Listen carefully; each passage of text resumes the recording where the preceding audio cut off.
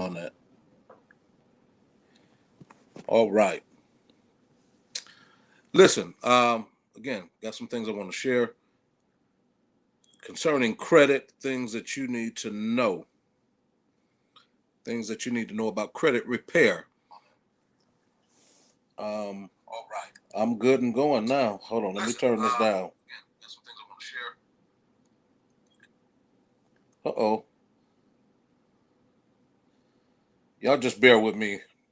Concerning credit. I'm not good with this uh, technology. There we go. All right. Here we go.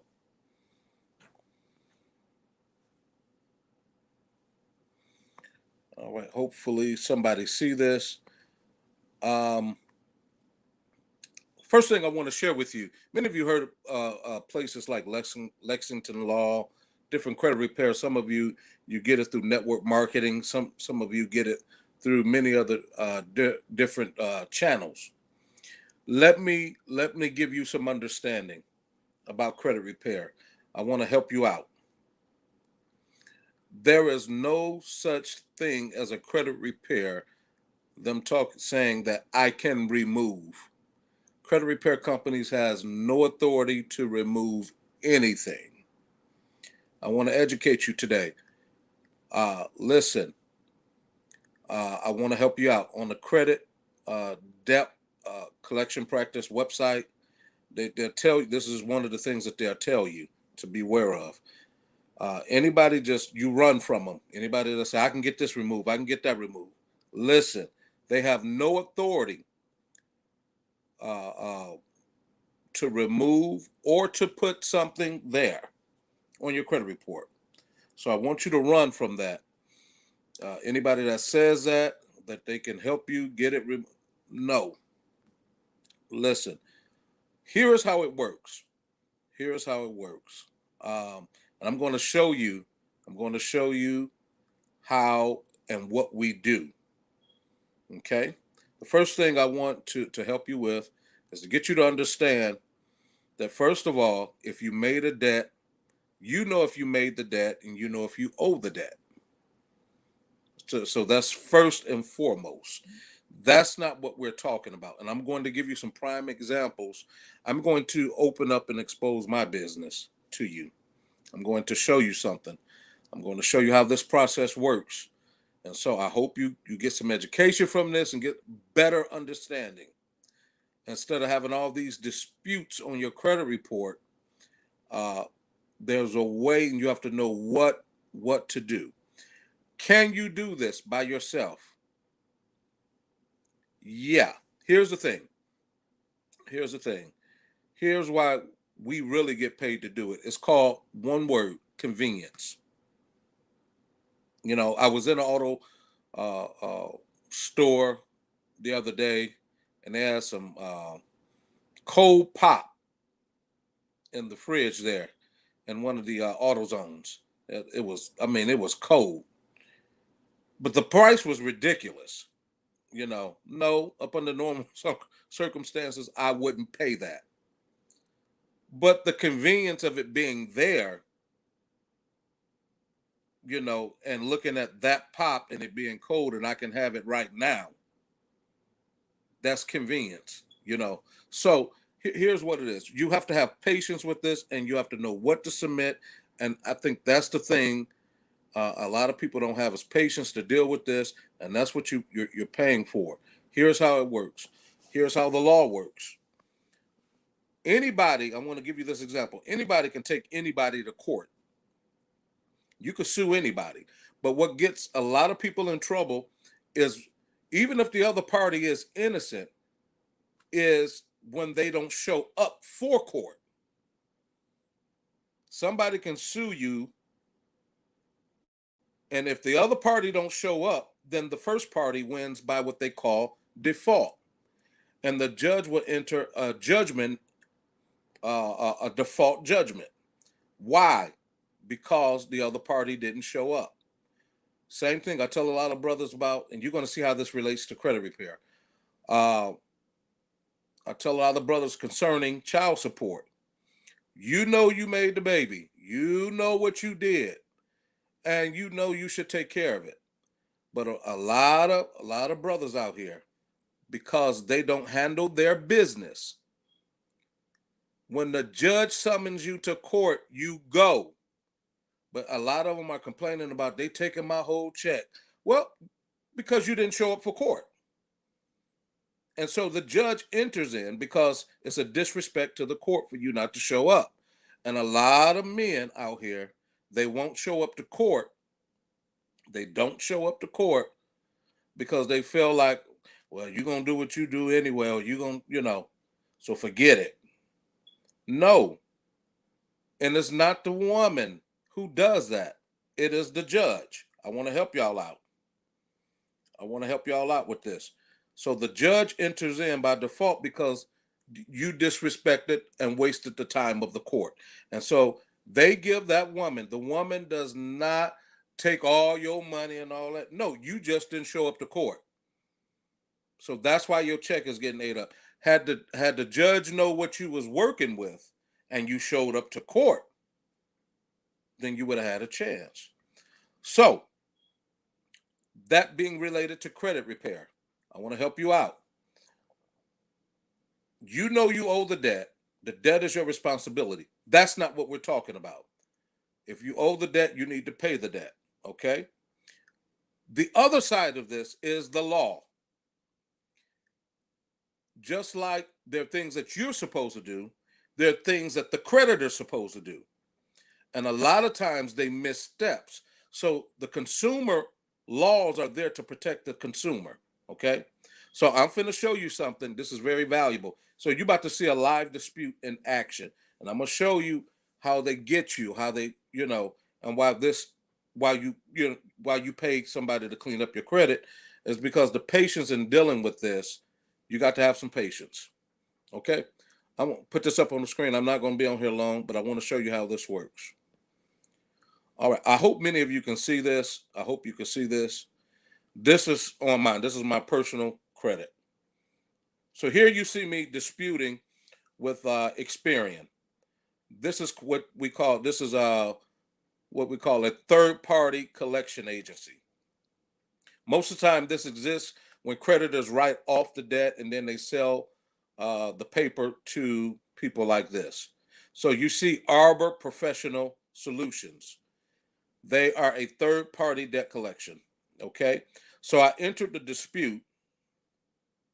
I went in on the dispute uh, uh, and I disputed on the 3rd. You see the date there, December the 3rd. Okay. And here's what they did. As you can see, uh, when they wrote me back, they got up to 30 days, but they wrote me right back. And they said that the status was not changed as a result of our processing of your dispute. The company that reported the information has certified to Experian that the information is accurate. Okay. Now, they do this. Number one, I never disputed whether the information was accurate or inaccurate. That's the first thing. And so they expect us to give up on that because, you know, they know you're going to have to put in a lot of work.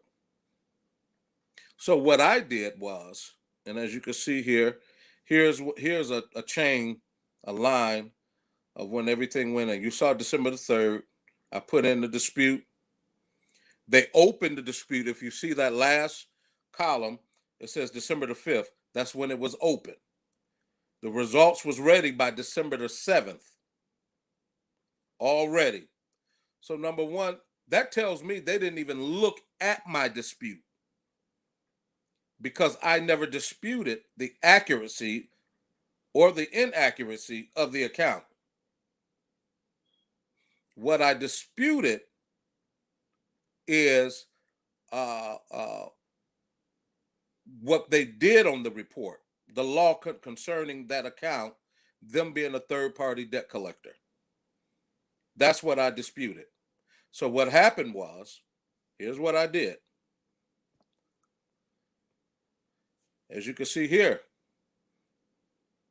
this is a real live dispute that's going on. So they saw me go back into the system. And now they've reached out to me because now I said I'm finna hit them with some lawsuits. And so now the dispute is ready. They reopened it because I challenged them on their response. I challenged them on the response. So a lot of you that have entered into credit repair and you said I've been doing this for almost a year now, it's because if the credit repair company, if they're disputing the wrong thing, if they're not coming up with the right things, then they just keep going back in there doing the same thing over and over. But you have to hit them with something. You have to find the errors that they have violated the law, and you as the consumer, they violated your rights as the consumer on here, and that's what I hit them with. That's what I hit them with. Number one, in this case, Arbor Professional, they are not the original creditor. I never agreed to do business with them. I never agreed to do business with them. They cannot produce a contract between me and them. I'm teaching you something here. They're not the original creditor. I never agreed to do business with them. I want them to produce a contract. That's the only collection, by the way, that's on my credit report. But I'm just showing you this, uh, and this was like a fire bill or where they for medical. But the point is, they are third party, not only a third party, but they're third party non-affiliate. If they're not affiliated with the original creditor, it's against the law. But if you don't contest them and make them prove that, then they can pretty much do anything. Like in the beginning, if you don't know your rights, you can't fight. You can't ignore that you owe the debt. If you owe it, that's not what we're here to do. I want to tell you right now, any credit repair company again who tells you that, run from them because they're taking your money. Listen, we find the laws. You have to know each creditor is different. In this case, this is a collection agency, third party. Number one, my information shouldn't have been given to them. That's a violation of my rights. They did not consent. Didn't get my consent. So now I got three parties involved. And there's case law to go along with this. I'm giving you some insight. I'm giving you some information to help you.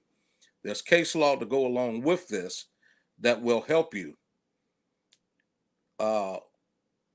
And that will bless you if you're paying attention to this. But if you don't know your rights, you can't fight it. So I'm showing you. Now, had I just let them do what they wanted to do on the initial response, and they said, well, they verified the account. I don't care nothing about you verifying the account. Address my dispute. I didn't ask you to address whether the account was accurate or not.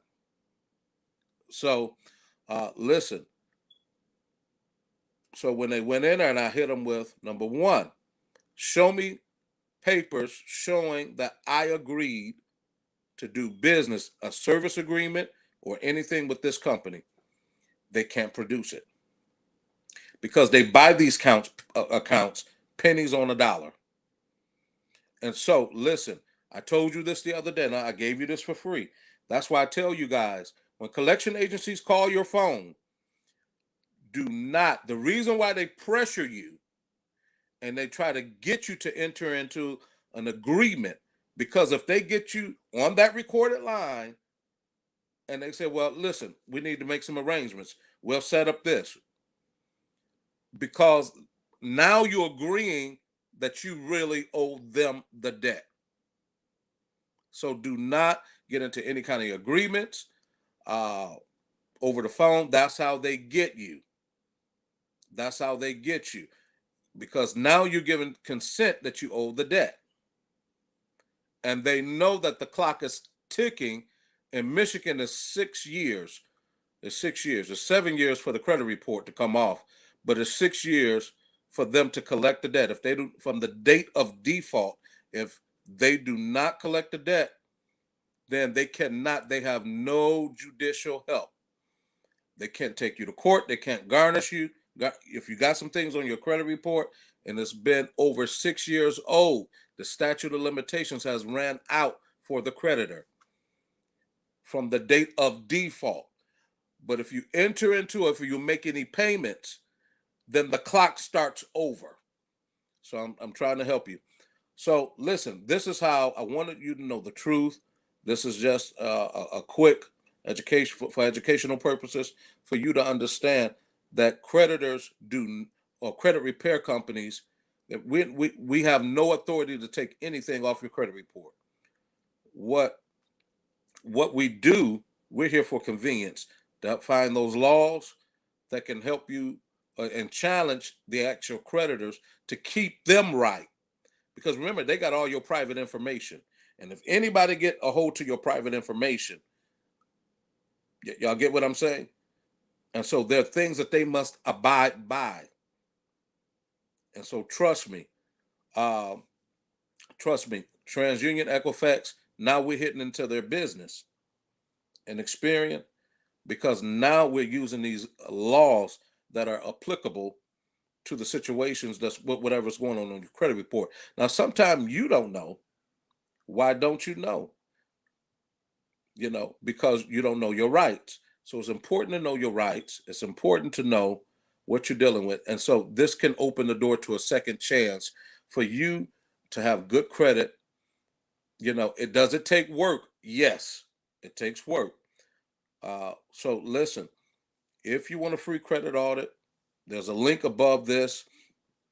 I hope that this segment provided you with some answers um, and some help on how this worked. I wanted to be very transparent. I wanted to show you a live dispute uh, uh, that I'm doing. I wanted to show you how they respond and how they try to give you an answer that has nothing to do with your dispute. And so that's what we do here. But a lot of people really hire us is because they don't have the time to deal with this, you know.